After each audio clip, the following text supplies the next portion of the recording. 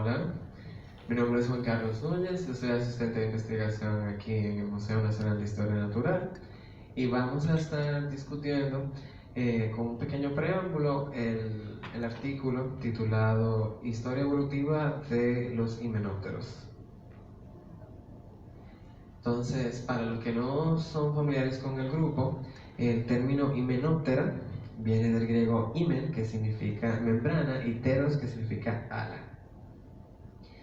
Este grupo de insectos poseen dos pares de alas membranosas, las cuales están sostenidas durante el vuelo a través de una serie de pequeños ganchos microscópicos denominados ámulus. El plural de estos es ámuli. Es uno de los órdenes más numerosos de insectos, con unas 153.000 especies descritas, 132 familias, 8.423 géneros y más de 2.000 especies distintas. Comprende a las moscas portasierra, abejas, abejorros, avispas y hormigas. Entonces, en cuanto a la historia natural de este grupo, los himenópteros aparecieron en el Triásico alrededor de 251.9 millones de años atrás. Este es el fósil más viejo encontrado de un himenóptero y pertenece a la familia Scielidae. La divergencia de este grupo se reporta el origen ya de los himenópteros per se, reales como Euhimenoptera, y del parasitoidismo alrededor del límite del Triásico-Jurásico hace 210 millones de años. Con una rápida radiación de Apócrita, el grupo de himenópteros que presentan una cintura, en el Jurásico temprano, hace alrededor de 195 millones de años atrás. El origen de los himenópteros con aguijón o aculeados, aculeata, se reporta alrededor de finales del Jurásico, hace 155 millones de años atrás, y la radiación de la mayoría de las familias que existen todavía se reporta alrededor de 140 millones de años. En cuanto a la sociabilidad, los himenópteros sociales tienen su origen en el Cretácico hace 140 millones de años, y el origen de la eusocialidad, o vamos a decir, definición de castas reales, en las hormigas avispas durante el Cretácico medio y en las abejas durante el Cretácico tardío. Aquí en nuestro país nosotros tenemos un gran inventario de muestras donde el registro fósil nos ha permitido discernir las relaciones de muchos de estos grupos y también conocer en detalle algunos avances morfológicos desde pasado hasta hoy. Aquí lo que se muestra es una muestra de Alemania del Jurásico en piedra caliza. Aquí tenemos una muestra de ámbar dominicana del Mioceno. Entonces, las diferencias fundamentales entre los grupos actuales de himenópteros son la sociabilidad, la presencia de aguijón, el parasitoidismo, la presencia de cintura y la colección de polen. Muchas de esas son polifiléticas y han ocurrido de manera convergente en grupos que no están tan estrechamente asociados. La sociabilidad. Los tipos de vida social en los animales, sobre todo dentro de los insectos, se pueden categorizar de las formas eusocial, presosocial, subsocial, semisocial, parasocial y cuasisocial. Todo esto tiene que ver con las interacciones de las castas, de si hay definición de trabajo para grupos específicos, si hay polimorfía o no, si son estas relaciones entre animales de manera permanente o si son temporales. Todo esto lleva a diferentes clasificaciones. Dentro del orden Hymenoptera, la clasificación de eusocial, que la vamos a definir ahora, ocurrió de manera independiente y convergente en algunos casos. Para definirlo, las características de un animal o una especie eusocial en este caso, es que los adultos cuidan de las larvas, en un nido viven 2 o más generaciones de manera simultánea, y los miembros están divididos en castas reproductoras, que es como la clase real, o sea, la realeza en el caso de las reinas, y en castas no reproductoras, que son la clase obrera. O sea, la sociabilidad permite, cuando hay un grado muy desarrollado de división de trabajo entre castas, que haya polimorfía. Esto quiere decir que dentro de la misma especie van a haber como es, individuos con características diferentes una de otro, al grado de poder notarse. El zángano, por ejemplo, es la abeja que es la única macho, existe para el único fin de otorgar el material genético para las hembras. La gran mayoría de las abejas, estamos hablando de alrededor del 85%, son abejas obreras y no poseen capacidad reproductiva. En este caso, el ovopositor, que es el órgano para colocar huevos, se ha transformado en un aguijón para su defensa y para la defensa de la colonia. En el caso de las abejas reinas, si lo pueden notar aquí, el abdomen es más reducido. La abeja reina cuenta con estructuras reproductoras que en algunos casos pueden extenderse bastante.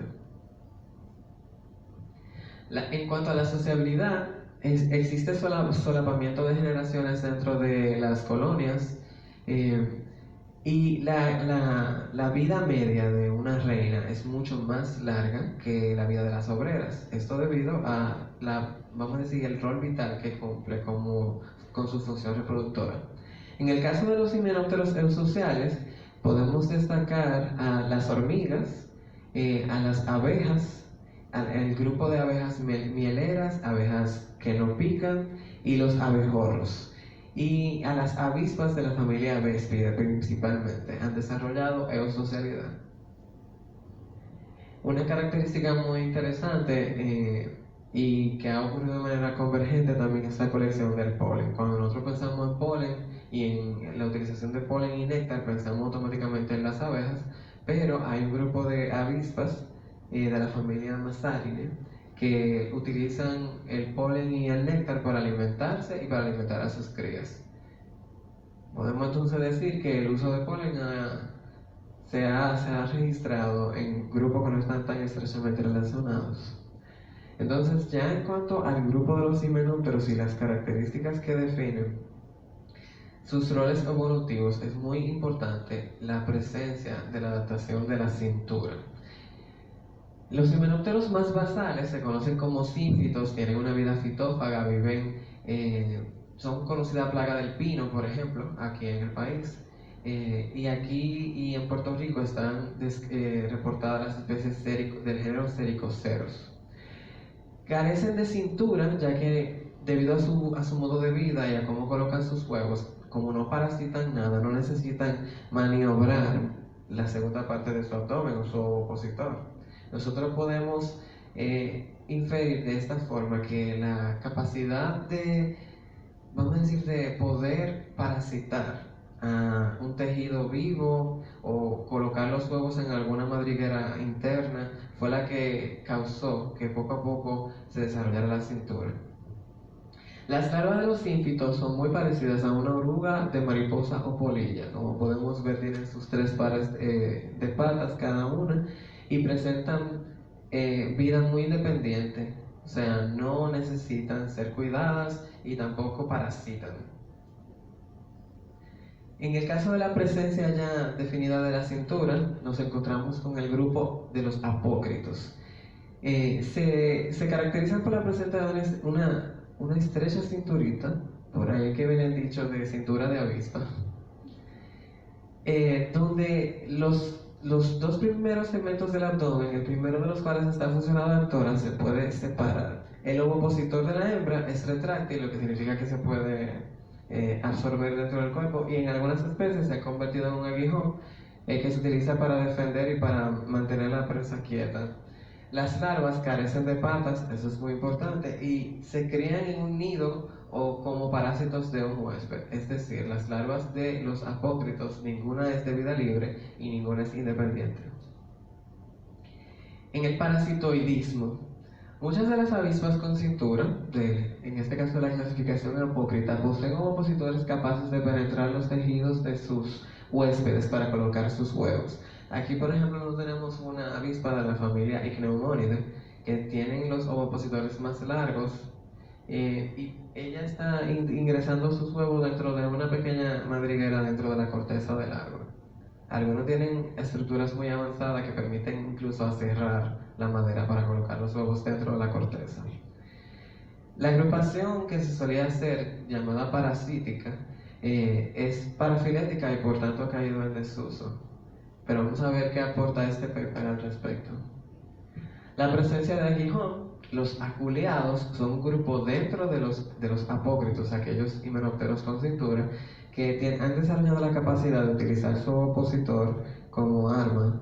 Ellos lo pueden utilizar para inyectar veneno y así defenderse o inmovilizar una presa. El hecho de que hayan algunas avispas y abejas que no cuenten con un aguijón no desmerita el hecho de que todo este grupo es monofilético, aunque algunas no utilicen, hayan, vamos a decir, perdido esta capacidad. Entonces, las avispas son un grupo parafilético, por lo que muchas personas a veces te dicen, pero ¿en qué categoría caen las avispas? Nosotros tenemos que hacer la distinción de que las hormigas y las abejas en teoría están dentro del grupo de las avispas, pero son categorías que nosotros hemos sacado de manera arbitraria. Los apócritos, aquí están los sífitos, que son el grupo más basal, aquellos que no tienen cintura. Luego están dentro de los apócritos, aquellos con cintura, los igneumónidos son el grupo que sigue. Dentro del grupo de los vespoideos están las avispas y avispones. Continúan y dentro de los vespoideos están la familia Formicidae y Myrmicidae, que son las hormigas per se, en su estricto. En el grupo de los apioides están los esfécidos, avispas excavadoras que hacen madrigueras utilizando rocas y tierra, y las abejas. Si seguimos por aquí, en un grupo diferente están los crisídides o avispas cuco, también conocidas como avispas joya por sus impresionantes colores, y dentro de los apócritos ya otro grupo aparte están las avispas solitarias, que son calcidoideos y otros. Entonces, antes de que se investigase estas relaciones con este nivel tan complejo y sobre todo tan densa la investigación, la posición de la familia Trigonálide era muy incierta. Ellos son un grupo de avispas extremadamente extrañas y con un ciclo de vida muy peculiar que vamos a ver ahora. Su ciclo biológico es casi improbable. El huevo necesita ser consumido por una oruga. Una vez dentro de ella, una de dos estrategias toman lugar. Eclosiona inmediatamente y la larva comienza a atacar a otros de su propia, o sea, otros parasitoides presentes dentro de la oruga, incluyendo sus propios hermanos, o espera hasta que la oruga sea cazada por una avispa véspida para alimentarse de la larva de la avispa véspida. Por lo tanto, los trigonálidos pueden ser parasitoides o hiperparasitoides, dependiendo de cuál de las dos estrategias usen, y que el huevo, y es una forma muy, vamos a decir, primitiva, arcaica de parasitismo, donde el huevo tiene que ser tragado por el huésped primario. Esto, por lo general, nosotros lo asociamos con animales como los platelmintos y otro grupo de invertebrados menores. No suele pasar en los insectos. Entonces, este es el objeto de discusión. Vamos a dar un overview bien sencillo para que avancemos hacia la discusión. El artículo se titula Historia evolutiva de los himenópteros y fue publicado en la revista Current Biology en el 2017. Estos son los autores y sus afiliaciones. Fue un equipo muy extenso. Entonces, las generalidades del artículo son las siguientes. Se crea en el clado Eusínfita como un grupo hermano de los himenópteros, o sea, el resto de los himenópteros, conocido como Unicalcárida, este grupo. El análisis implica que el grueso de las avispas parasitoides poseen un ancestro común, que fue un parasitoide endofítico que vivió entre el Pérmico y el Triásico. Antes la agrupación parasítica se entendía que era parafilética, pero todo indica ahora con esta nueva información de que es un grupo monofilético. Se analizaron las posiciones de 1.5 millones de aminoácidos y 3 millones de nucleótidos respectivamente, derivados de 3.256 genes que codifican proteínas únicas. E incluyó este análisis 54 familias del orden Hymenoptera, representando a todas las superfamilias dentro de este orden. Entonces, el paper está aquí disponible para que cualquier persona que quiera discutir un aspecto particular del paper lo podemos pasar una a la vez. El área que a mí en particular me llamaba más la atención para que discutamos, y por eso la separé, fue el cuadro filogenético obtenido a través del análisis de ADN. Comenzando por los sínfitos, que son un grupo, se crea el grupo Eusínfita, que se demuestra su monofilia. Antes se entendía que era parafilético. También se crea el grupo Parasitoidea, que basado en las investigaciones moleculares se demuestra que es monofilético también. Y se determina que Trigonálide es el grupo hermano de todos los aculeados. Recordemos que los aculeados son los himenópteros que presentan un aguijón. Aquí ya entonces seguimos con las categorías superiores. Como podemos ver, el proyector ahí no me ayuda, pero aquí dice eusocialidad, eusocialidad, eusocialidad. La eusocialidad ha ocurrido en más de una ocasión dentro de los aculeados y en grupos que están relativamente lejanos unos de otros. También podemos destacar que dentro de las avispas véspidas está una adaptación muy particular de colectar polen, y se nota de nuevo aquí arriba en el grupo de las abejas.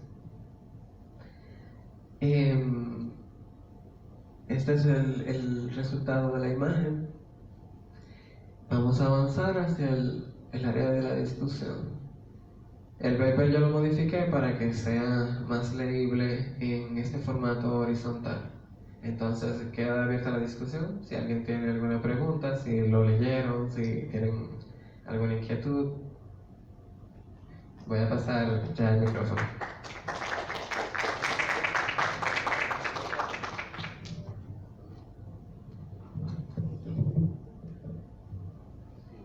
Juan Carlos, Sí. muy buena presentación. Yo tengo dos observaciones antes de la intervención de aquellos amigos, colegas que sí han leído, estudiado el artículo. Y mis dos observaciones tienen que ver con la parte de introducción. Okay. Una de ellas es en cuanto a si es la eusocialidad la que da lugar al polimorfismo, o si es el polimorfismo que hace posible la eusocialidad.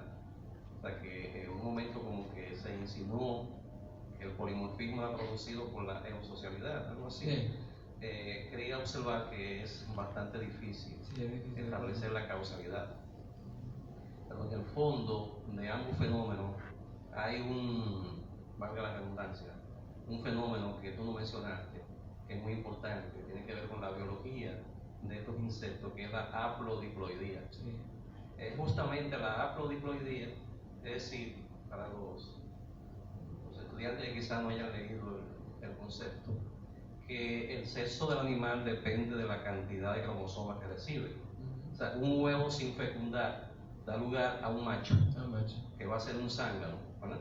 Y entonces los huevos que son fecundados, si el óvulo es fecundado por un espermatozoide, da lugar entonces a un organismo diploide, y va a ser una obrera, o según la alimentación que luego se le dé, una reina. Entonces ese fenómeno de la haplodiploidía es la base biológica, tanto del polimorfismo como de la posibilidad, desde el punto de vista evolutivo, de la eusocialidad. Sí, también habría que hablar de los aspectos epigenéticos, de por ejemplo el consumo de jalea real en una larva normal activa la expresión de algunos genes que de otra forma no ocurriría, y eso, por eso que una obrera y una reina tienen literalmente el mismo contenido genético, lo único es que algunos marcadores epigenéticos son los que activan la formación de esas estructuras, por ejemplo, de un aparato reproductivo funcional, de una envergadura de ala mayor. Entonces, es muy interesante como no solamente es el contenido genético puro, sino la forma en la que este se expresa y el ambiente en el que está siendo condicionada la larva, que permite la formación de diversas estructuras. Una segunda observación tiene que ver, que también gira en torno al asunto de la causalidad, de si fue la necesidad de maniobrar para poder colocar los huevos en las hojas, en la corteza, la que hizo posible el surgimiento de la cintura de avispa, sí, como le llamamos, ¿verdad? O si fue a la inversa. Y el surgimiento de ese rasgo posibilitó entonces la capacidad de colocación de uso del abdomen y del lobo opositor para la colocación de los huevos. Dependiendo de cómo tú lo enfoques, tú vas a tener una visión evolutiva diferente. Sí. O sea, la visión evolutiva dominante, digamos, en la biología moderna, te lo plantea a la inversa, que es el punto de vista darwiniano, en el sentido de que ese rasgo surgió como toda la variabilidad genética que hay en las poblaciones, y entonces una vez que surge, posibilita que se le dé un uso en la colocación del huevo. Es decir, que el insecto pueda hacer la maniobra doblando su abdomen para colocar los huevos. Porque si lo pensamos en sentido inverso, entonces caemos en una concepción finalista de la evolución. Es decir, que la necesidad de algo es lo que hace posible que surja la variabilidad, y es a la inversa. Sí, a la inversa. Yo estoy de acuerdo con ese análisis y esa observación, pero lo enfoqué de esa forma porque como el estilo de vida del antecesor de todo el grupo de los parasitoides, de las parasitoides, fue un endoparásito. Entonces se entiende de que tenía que colocar los huevos dentro de la corteza y que entonces eso se fue extendiendo hasta la formación de una cintura. Es como ellos más o menos lo enfocan dentro de la ciclo. Una vez que surge ese rasgo fenotípico de la cintura, la selección natural actúa en sentido positivo, es decir, hay una selección positiva que hace que ese rasgo se vaya expandiendo y se vaya modificando su expresión fenotípica de los genes en este caso. Claro, pero muy válida la observación, gracias. Sí, había una cuestión también que iba muy respecto a lo que decía el profesor, que es también sobre ciertas estructuras que aparecen en algunos grupos dentro de un himenóptero que no aparecen del mismo modo dentro de otros grupos. O sea, me explico, en el caso de las corbículas, de las copas, que son una especie de canastas que tienen las antófilas, la abeja de miel, sí, para poner el polen y transportarlo. Aunque ellos hacen más o menos el mismo transporte de polen que la avispa, no aparecen exactamente o parecidas, estructuras parecidas. O sea, lo que a veces no siempre las mismas conductas, dijéramos, implican necesariamente la misma estructura. Al menos cuando se plantea la filogenia más o menos definitiva del artículo, es un punto bastante interesante. Y, o sea, la otra cosa es sobre una pregunta sobre los trigoniálidos, que el artículo lo plantea como una forma de parasitismo muy basal, pero sí, en la historia natural de ellos son un grupo basal de las... No, para nada. El grupo más basal dentro de los himenópteros son los sínfitos, y no tienen ningún tipo de parasitismo. Dentro de las abejas parasitoides, de hecho, ellos son el grupo hermano de los aculeados, lo que lo haría más... sí, muy especializado. Más especializado que otro grupo de parasitoides. Entonces, no podemos tomar la idea de que porque tienen un comportamiento bastante basal, sino que es una coincidencia en ese caso. Sí.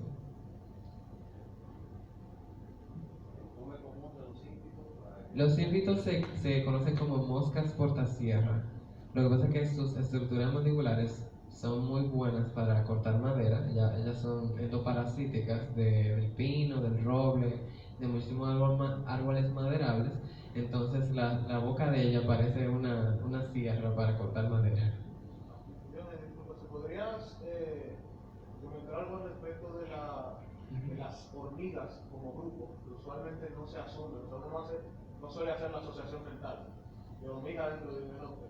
Sí. Creo que sería interesante que comente algo de las presiones evolutivas, cómo fueron a parar bajo tierra en Colonia. Una búsqueda de que el agrupamiento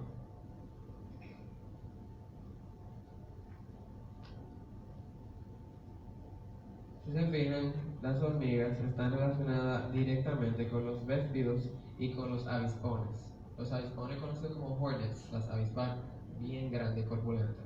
Entonces, un caso muy interesante dentro de las avispas, que a mí me acuerda a las hormigas, el caso de los mutílidos.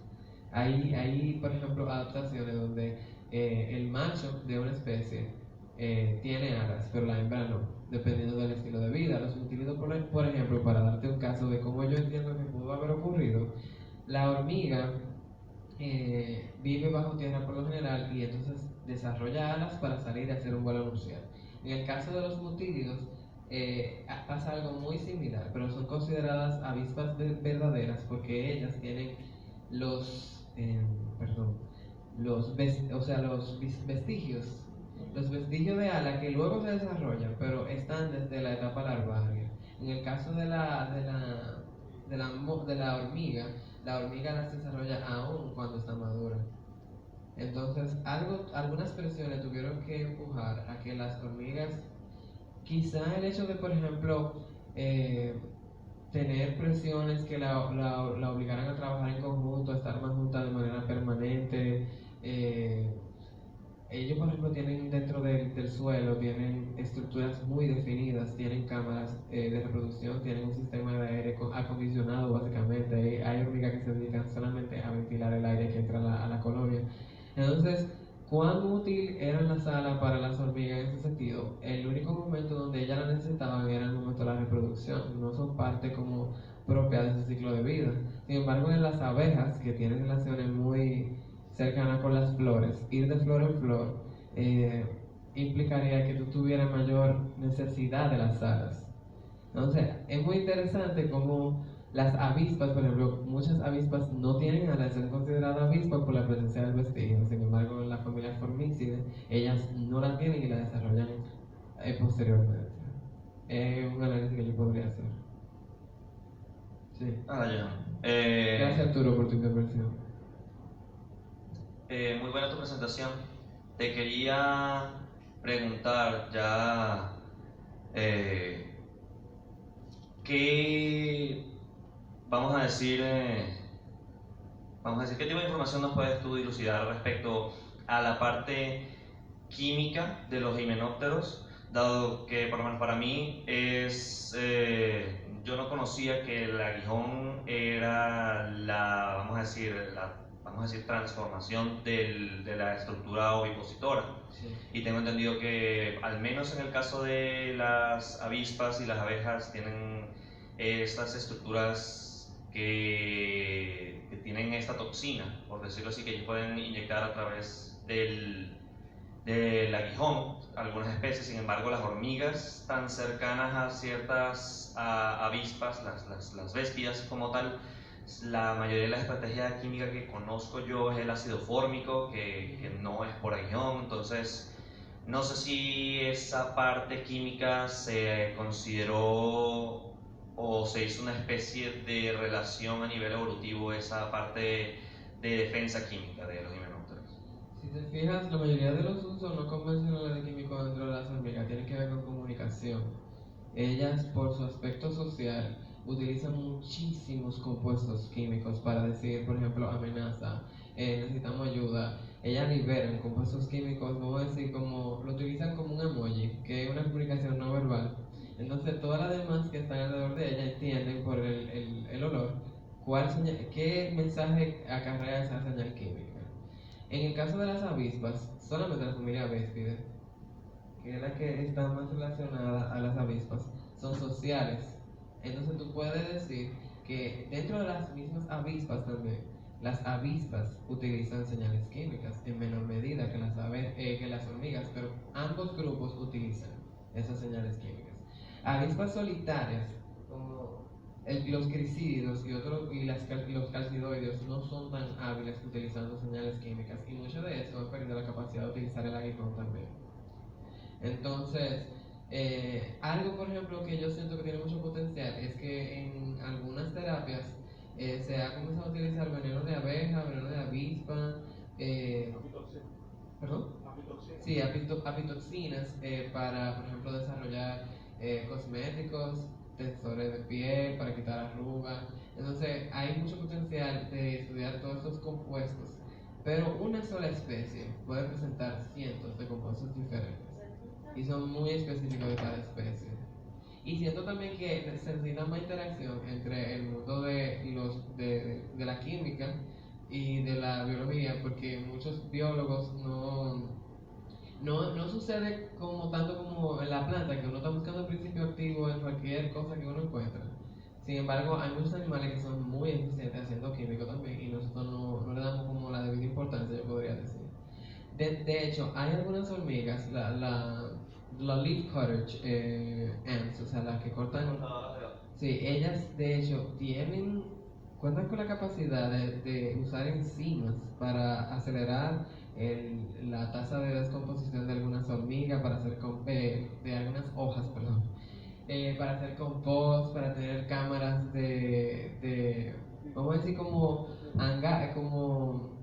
hilos donde ellas tienen toda su comida almacenada y ellas producen, vamos a decir, conservantes para esa comida almacenada. Entonces es muy interesante. Quizá podríamos utilizar conservantes que sean biodegradables, que tengan menor tasa de absorción, que tengan que comprometan menos nuestra salud. Hay mucho campo para estudiar dentro de la química de los himenópteros.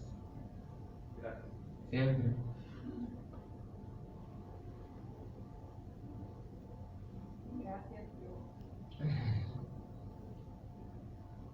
Gracias por tu charla. Volviendo al tema de la química, me preguntaba, bueno, efectivamente toda la relación social, el desarrollo de esas relaciones sociales está basada en comunicación hormonal, obligatoriamente. De hecho, apenas nosotros los humanos estamos aprendiendo de la importancia de la oxitocina, de una serie de neurotransmisores para la comunicación química entre los humanos. Y en las hormigas y en estos organismos, pues eso está bastante desarrollado y bastante diversificado. Me preocupa, pienso que así mismo como es necesario estudiar la química en estos organismos, asimismo también es necesario estudiar la trascendencia que pueden tener los ya muy abundantes disruptores hormonales que existen en el ambiente y cuánto efecto deben estar haciendo en estos organismos. Eso pienso que debe ser también una preocupación a corto plazo para poder entender inclusive no solamente las posibles extinciones, ¿no? Las desapariciones de organismos muy rápidamente, puesto que van a estar necesariamente, si no sabemos qué compuestos químicos son los que están utilizando estos organismos para comunicarse, tampoco podemos saber cuán importante puede ser la presencia de estos disruptores hormonales en todas partes, aire, suelo, tierra, suelo, aire, agua, en estos organismos. Pienso que para futuros biólogos ahí tienen un campo precioso e importante. No le tengan miedo a la química, los estudiantes de biología, por favor. La química es fundamental. Efectivamente, muchas gracias por su observación, que es muy válida en el sentido de que, por ejemplo, nosotros ahora mismo estamos estudiando fenómenos como el síndrome de lo que experimentan las abejas que están abandonando sus colmenas en masa y está ligada de manera tangencial al uso de neonicotinoides. Y no es que los neonicotinoides matan a las abejas, sino que debilitan sus sistemas inmunes y entonces ellas son presa de otros parásitos, sobre todo de nematomorfos, los gusanos que parecen nematodos pero que parasitan insectos. Entonces es muy interesante el hecho de que, por ejemplo, nosotros estamos usando pesticidas, no conocemos el uso de esos pesticidas sobre organismos que son positivos para nosotros, y no porque algo no los mate, no significa que lo está ayudando, que eso es muy importante. No conocemos a qué punto, por ejemplo, interrumpe la comunicación. Quizá un factor dentro del síndrome de las abejas que están abandonando su colmena es que quizá no se pueden comunicar, quizá no encuentran el camino de vuelta a la colmena. Hay muchos factores que tendríamos que considerar en esos casos. Gracias.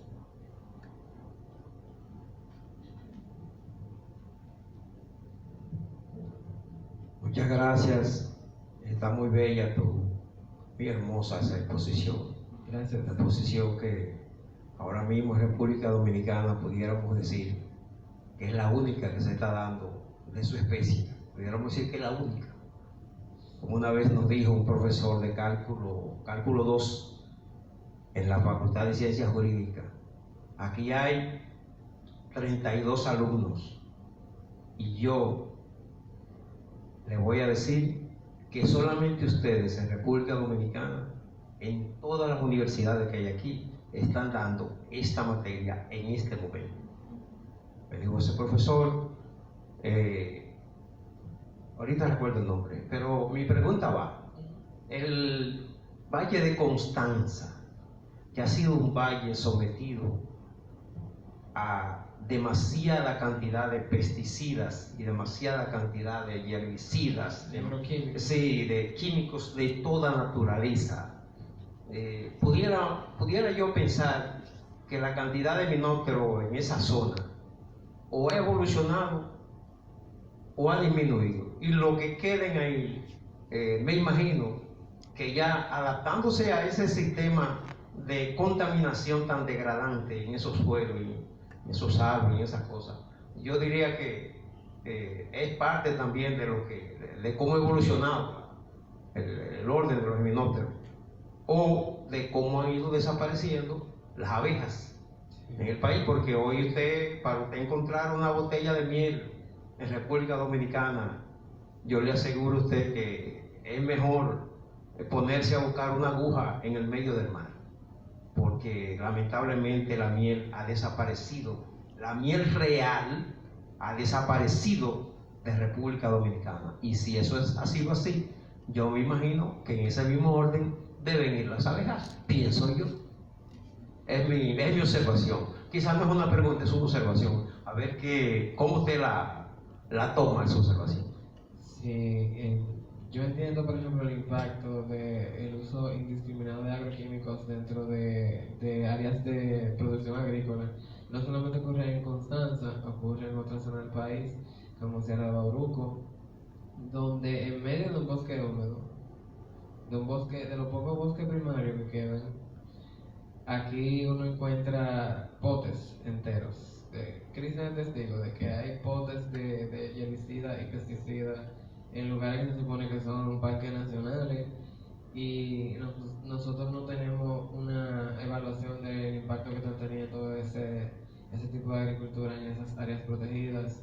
En el caso de Valle Nuevo, ha persistido a pesar de muchísimos esfuerzos la agricultura ilegal, y nosotros tenemos que tener muy claro de que cualquier tipo de uso indiscriminado de pesticidas fuera de las normas y las regulaciones establecidas, todos esos, por ejemplo, pesticidas bioacumulables que están siendo liberados en las cabeceras, o sea, en las fuentes de nuestros ríos, de nuestros arroyos, van eventualmente a encontrarse en nosotros. Y nosotros en este país tenemos un problema serio de bioacumulación. Aquí la gente no usa las cantidades que se deben usar de pesticidas. Aquí la gente comienza a regar eso porque no hay mañana, y es por la falta de regulación en ese caso. Entonces, mi observación es que así como pasa en Valle Nuevo, como pasa en Constanza, como pasa en Sierra de Bauruco, efectivamente estamos siendo asediados por demasiado agroquímico, y no hay una normativa clara de prevención, o sea, de uso consciente de los pesticidas. Y cuando uno usa pesticidas de manera indiscriminada, no solamente uno arriesga su salud, sino que uno también se arriesga a la creación de superplagas. Y eso es terrible, porque entonces cada vez más tendrán que ser más agresivos los pesticidas en cuestión, y la gente no entiende eso. Yo siento que también está el hecho de que muchas personas llegaron las compañías agroquímicas a los lugares rurales donde la persona no tenía nada de dominio sobre los temas de agronomía, y muchas personas no es que lo están haciendo de manera intencional, sino que no cuentan con las herramientas para saber que eso tiene un impacto a largo plazo. Pero definitivamente tenemos que trabajar para una agricultura de precisión y de conciencia ambiental al momento de realizar los cultivos, porque efectivamente tenemos que cultivar, pero tenemos que hacerlo dentro de las normas y regulaciones establecidas para nuestra salud y la del medio ambiente. Siempre. Juan, mencionaste al principio que en la Hispaniola tenemos un registro fósil bastante grande, amplio, de los himenópteros. Y me da curiosidad si podrías como desarrollar un poquito más sobre el tema, si tenemos todos esos grupos registrados en el registro fósil del país, de la isla, si tenemos datos interesantes de cómo, si podemos ver cómo estos grupos han ido evolucionando en base a nuestro registro fósil, si tienes alguna información al respecto. Sí, aquí nosotros, por ejemplo, vemos el desarrollo de algunas especies de plantas en relación a especies de avispas y abejas. Una muy interesante que, por ejemplo, aquí nosotros contamos con muestra de ámbar de las plantas que precedieron a la familia Asterácea, o sea, al girasol, a toda esa familia tan amplia que utiliza la formación de capítulos. Las abejas y avispas son muy fan de esta familia. Quien tiene una planta de girasol puede dar fe de eso. Y entonces vamos a retroceder un poquito para tratar un tema que me pareció súper interesante.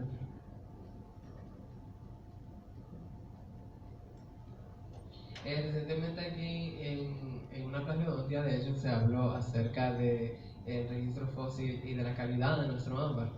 Hay diferentes registros de la familia Halictidae que me llegan a la cabeza de ámbar que va estableciendo los cambios a través del tiempo en un marco de tiempo de alrededor de 20, 40 millones de años, y se ve como hay algunas estructuras que comienzan a definirse aún más. En el caso de la familia Halictidae, los halictidos tienen una cutícula de color metálico muy notorio, y se ve como fueron pasando de colores como más opacos a tonos un poco como más iridescentes. Entonces nosotros, esa es por ejemplo una familia, hay muchas otras familias en ámbar dominicano que se han registrado. Algo que a mí me gustaría, y que entiendo que por ejemplo no contamos con un aparato estatal para regular la venta de ámbar, y mucho de nuestro ámbar a veces es descrito por investigadores en otros lugares del mundo que no lo obtuvieron de las mejores formas. En cuanto a manejo ético de dónde fue sacada la información de la localidad, todo eso es muy ambiguo porque llegaron quizá por subastas, por mecanismos que no son muy transparentes. Entonces, nosotros, a diferencia del del océano del mar Báltico, del ámbar del mar Báltico, tenemos un ámbar extremadamente transparente que permite dilucidar estructuras. El ámbar del Báltico es muy opaco y se necesitan maquinarias como el sincrotrón y acelerador de partículas para definir las estructuras dentro de la piedra. En este caso, esta que yo cito aquí es un registro de dos especies de abeja de la familia Halictidae. Las Halictidae son conocidas como las abejas del sudor porque son atraídas por compuestos liberados por el sudor humano también. A ella le gustan como algunas flores que tienen olores fétidos. Entonces, por ahí ya ustedes pueden hacer la relación. Este de 2009 de Michael Engel, y se habla precisamente de cómo, si tú tienes por ejemplo muchas piezas de la misma familia, aunque no sean del mismo género, quizá tú puedas notar adaptaciones particulares. Sí. Siento que se puede hacer una revisión bibliográfica de los trabajos de avispas y en ámbar, así como de una miríada de otros insectos. Pienso que sería un muy buen tema de pañodonte. ¿Alguna actualización? Sí. Hay un checklist, una especie de checklist del 99 de la riqueza en ámbar reportada. Sí, yo iba justamente a intervenir mencionando la publicación que hizo Pérez Gelabert en el 99 de la biota fosilizada en ámbar dominicano, y también hacer mención de que hace apenas 2 meses hubo un evento internacional que tuvo República Dominicana como sede, que fue la última conferencia de la paleontología en ámbar. Ahí se reunió una buena cantidad de especialistas, paleontólogos de muchos países, y hubo ponencias de hormigas, por lo menos de hormigas fosilizadas en el ámbar miocénico de República Dominicana. Ellos, la sociedad internacional, en algún momento va a hacer la publicación de los resúmenes de esas ponencias, y ahí se puede conseguir información ya en el ánimo de actualizar la lista de los himenópteros en ámbar. Sería muy buen aporte. Y también comentar un poquito, reforzando la explicación muy buena que dio Juan Carlos acerca de la pregunta que hizo el señor, o la observación. Además del daño al medio ambiente, también hay que destacar que la peor estrategia de combatir las plagas es el uso excesivo de los pesticidas, debido a un concepto básico de la biología. Fíjense que los pesticidas todos tienen la DL50, la dosis letal media, porque se han hecho justamente no con el objetivo de eliminar la población completa de la plaga, sino un 50%, porque desde el punto de vista evolutivo conviene en el combate a las plagas no eliminarlas todas, sino a la mitad de la población, porque en la medida en que se va usando excesivamente el pesticida, aparte, reitero, ¿verdad?, del daño al medio ambiente, como dice Juan Carlos, lo que van quedando son genéticamente mucho más resistentes, y entonces con el tiempo la situación se hace peor. Por ejemplo, a mí me gusta mucho acordarle a las personas que no usen pesticidas sobre cucarachas de manera indiscriminada, y que si ven una Evania, que es una avispa precisamente, ella parasita los huevos de las cucarachas. Muchas veces la gente mata a las Evanias en su casa porque no la conocen. Y si tú tienes un control biológico y tú no tienes que utilizar tantos pesticidas, pues es mucho más probable de que tú acabes con la plaga a que tú la hagas resistente.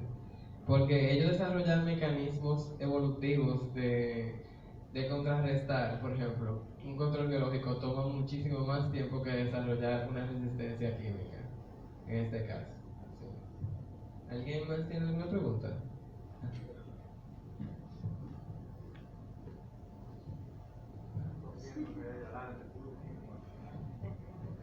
Es con relación a lo que comentaba el señor, que él hacía alusión a si disminuía en tal caso la biodiversidad por el uso indiscriminado de pesticidas. La respuesta ahí con relación a eso, yo entiendo también que pudiera ser que no necesariamente los pesticidas disminuyen la biodiversidad en una zona, porque así como los pesticidas disminuyen poblaciones por un lado, también aumentan otras que en su mayoría no se quieren. Entonces esa relación que hay de que se aumenta la biodiversidad también con los pesticidas, hay que tomarla en consideración. Lo más normal es que se aumente, pero de aquellos individuos que uno no quiere en su mayoría o que sencillamente estaban latentes, y al momento de que se haya eliminado uno de los individuos del eslabón, se pierde. Entonces, el que disminuya o no una población o la biodiversidad de una zona no sería como lo importante, sino si ese aumento que se está dando de esos individuos entran en la cadena trófica y son beneficiosos o no.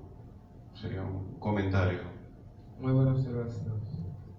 Bien, yo cerraré con un comentario sobre el conocimiento que ha aportado la fauna en ámbar.